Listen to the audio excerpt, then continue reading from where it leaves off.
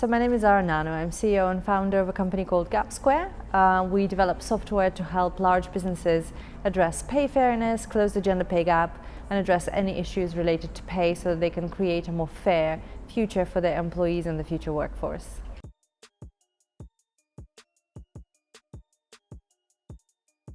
Some of the barriers I'm seeing in terms of accessing finance, certainly from my point of view and from the point of view of my personal journey through this, are specifically related to raising money as a female founder and also not being based in London. So I think there's two sides to the same coin.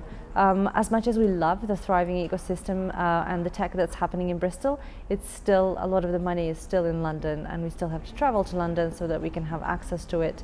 And then by the time we get there, there's other companies in London that have already done that and got the money. And then there's also accessing money as a female founder, and we've seen numerous reports from British Business Bank.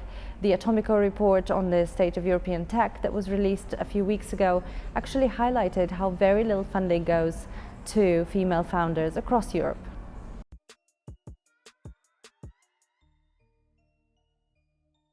So some of the barriers as a female founder, I think, go back to raising money. And the penny dropped when I was on a trade mission to New York in April of this year. And I met a researcher who was doing research at Columbia University around men and women raising money for their tech companies. And it was actually then that I realized how common this issue is and how many women can't raise money and why that is. And the research that was emerging from Columbia University was that investors ask women defensive questions when it comes to their decks and their proposals, and they ask men positive reinforcement questions, so questions more about how they're going to succeed and how they're going to win in the market. And the research is quite interesting. It's called "We Teach Men to Win and Women Not to Lose," and it pretty much sums it up.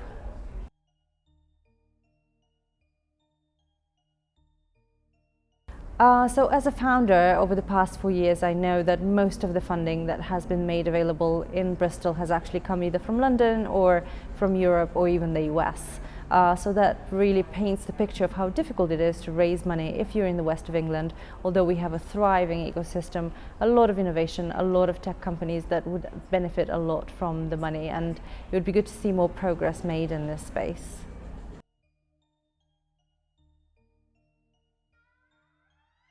Building a supportive and connected network is really important for the tech sector, and Bristol has been brilliant at building something like that. I think if we were to set up Gapsquare anywhere else in the world, we would have had a much harder time building it and growing it to where we are today. But because we had access to a network, we had access to the support within the network, we could talk to other founders, we could tap into the support that they've had, we've been able to grow so much faster and benefit from all those lessons learned, and in return share those lessons with others now.